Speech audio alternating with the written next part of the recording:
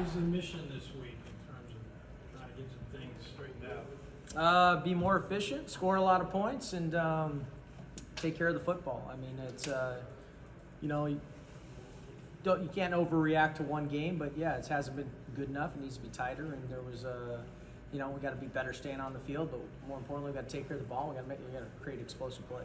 When you looked at the video, was there anything in particular that jumped out at you first? It's just I mean, there's a lot of things that go into something that happened the way it went down, and bottom line is they got after us, and our guys played hard. I was proud of their effort. They were prepared in their minds. We walked off that bus. I felt like we were all in it together, and they felt like we were going to play great. And for a quarter, it felt that way.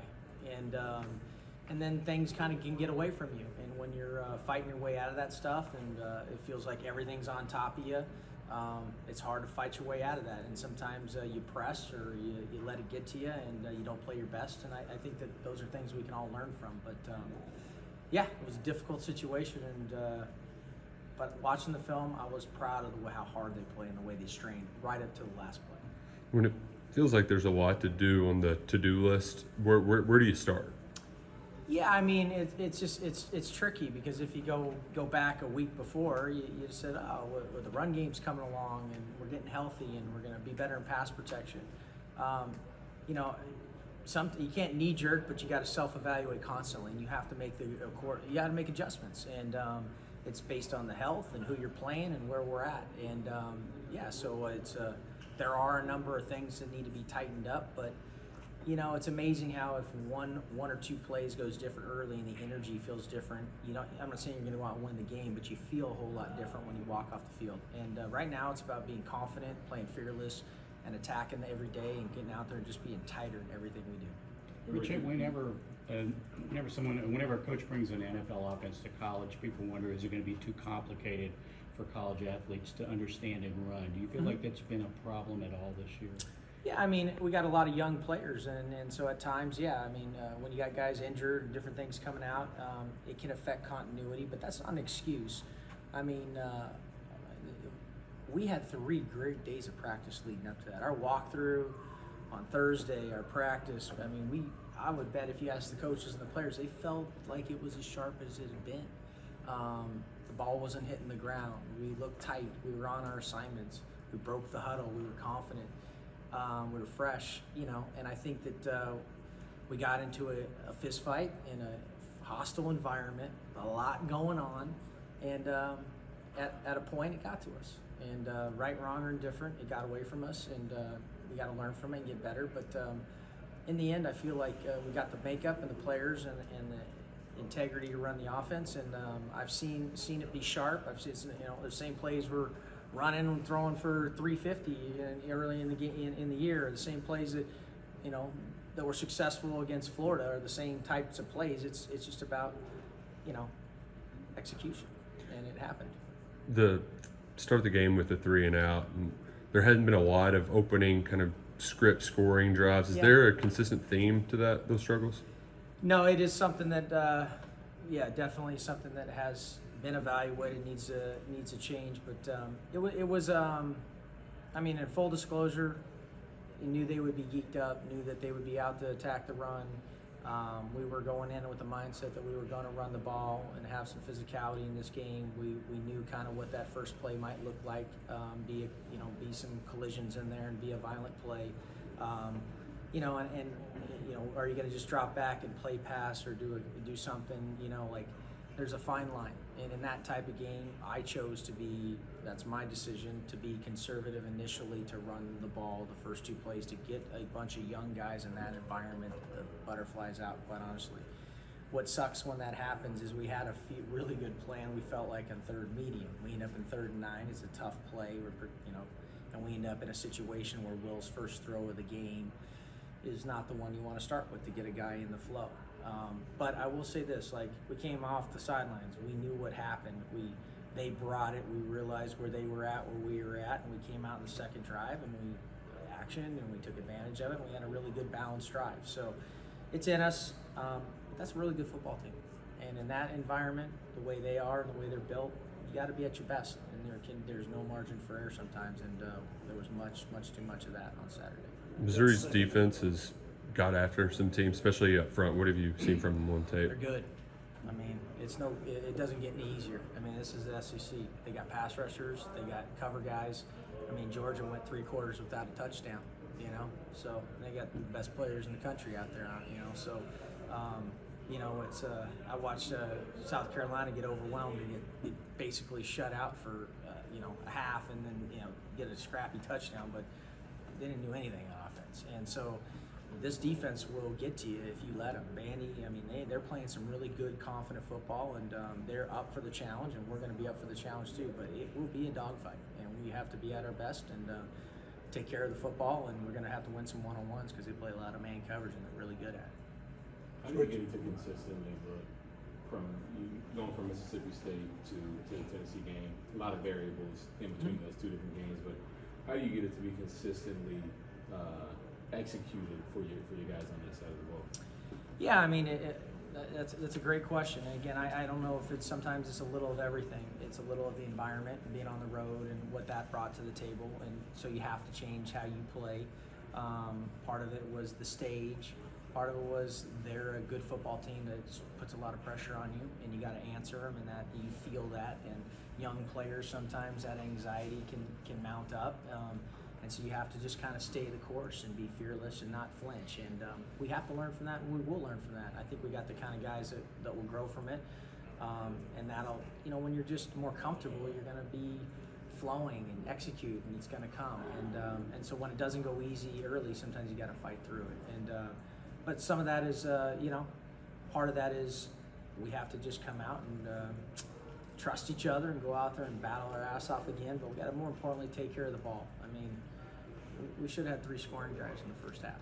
I mean, and that's the reality of it. And that doesn't excuse it. It is what it is. But, you know, against that football team, you're going to have to make every one of those drives turn into a touchdown if you're going to play the kind of game you want to play and win in that environment and hold on and beat them in a 1-score. That second drive that you referenced probably couldn't have gone any better, but it looked like you were passing to set up the run on that one. I was, yeah. Didn't see that though moving forward so much. Was there a reason? Did they adjust to what you did there? I think the second drive we kind of were still on script, and part of it is like you want to be balanced. I mean, you know, you want to control the pace of the game. You want to take it off the burden off the defense. You want to earn first downs on third down and not be in 3rd and long.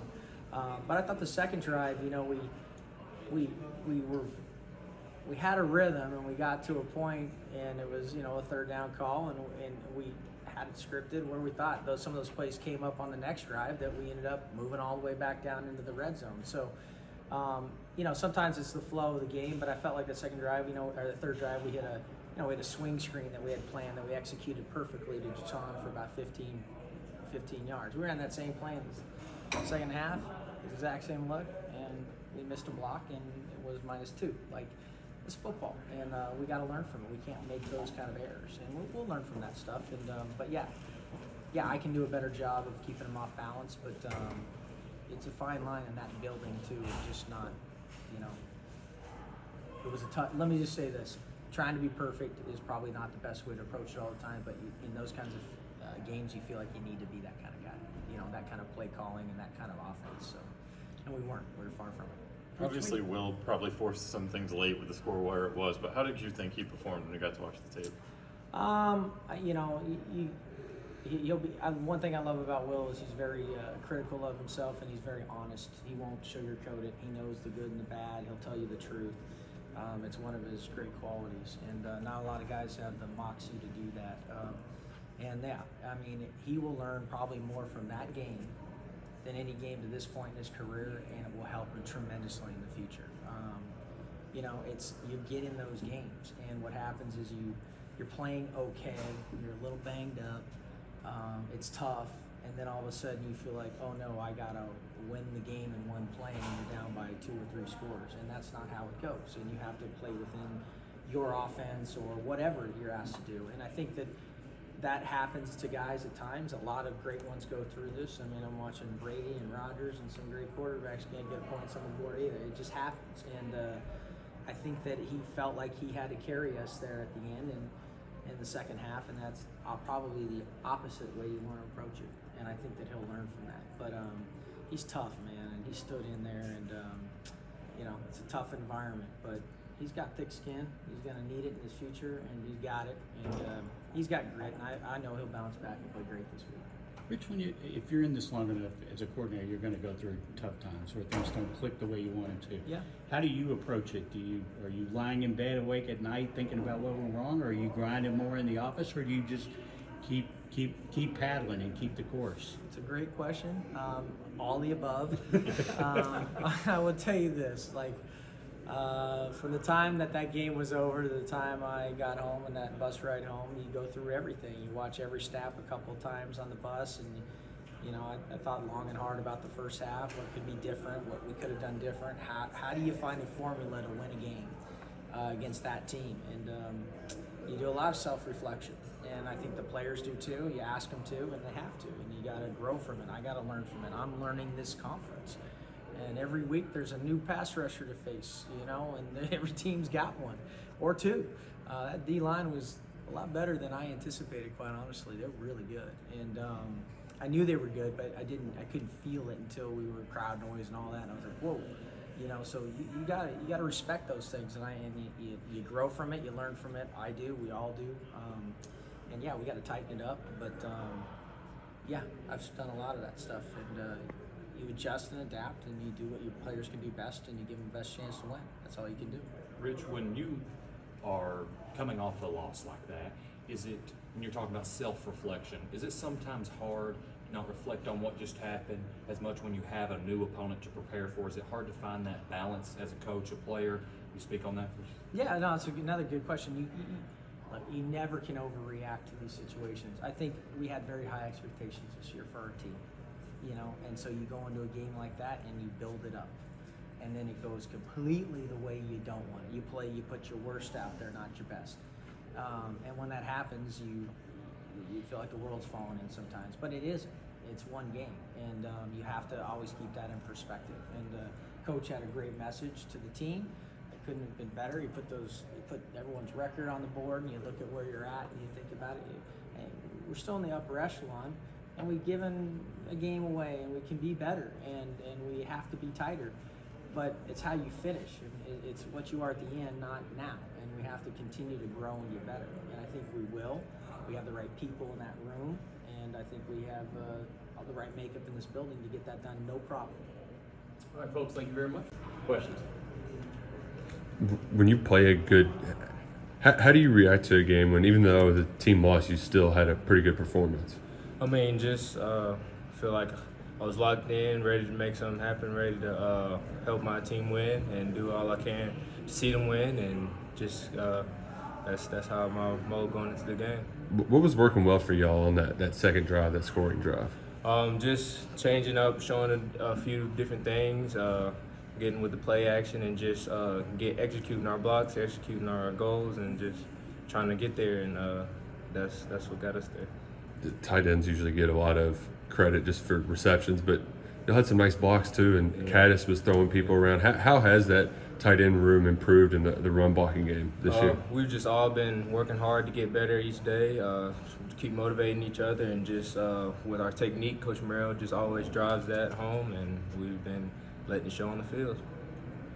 What's the mood of the team right now coming off a loss like that? Just staying positive. We know what our next opponent is, and we're focusing on them, trying to focus on them and just get ready for them for the week. What have you seen from the Missouri defense when y'all were watching tape of them? Just seeing a little bit different things. They're a good man coverage team, and can do a little bit of things out of that. They change up depending on certain personnel, so we're just going to be looking at that. When you look back at the film and you're analyzing the game, that's Rich, the same thing. Is it sometimes hard to not just focus on what just happened, but to focus on what's ahead? Or are you pretty good at finding that balance of what just happened and what's coming up? I'm pretty good at finding that balance, because I feel like it's necessary to look at what you did wrong so you can learn from it, and that's what we're doing. and then get right back the next day and like focus on what we have at hand now, and just know that we're gonna go and take care of business. Was it good just to get back to practice, just to try to put that game in the past? It felt good putting things behind us and looking to the future and all the things in store for the rest of our season. So. This has all been kind of new, your role and all this offense and all, and yet they're not afraid to throw to you at a clutch time, and you made some clutch catches. What's that been like for you, sort of developing into this role? It's been pretty easy just with the connection me and Will have built, him trusting me, and Coach trusting me in different situations to make that play. So it's been just extra work getting there and making the plays. So. What's that been like, developing that relationship with Will? I assume that started back in the summer. Yeah, it started back a long time ago. Really, all of our players are building a great relationship with them, but like just repetition, giving it over and over again, and building that relationship, and it's When been you good. make your move, you know the ball's going to be there. Yes, sir. Yes, sir. I'm trusting him. Yes, sir. All the way back to summertime, guys in your room have talked about that, like some of the 13 packages and stuff like that. Was it exciting to kind of be out there and have a couple of those and execute a couple? Yeah, it's very exciting to be out there with some of my fellow tight ends and just putting us in positions to help everybody make plays, and so it's something that we really like and enjoy.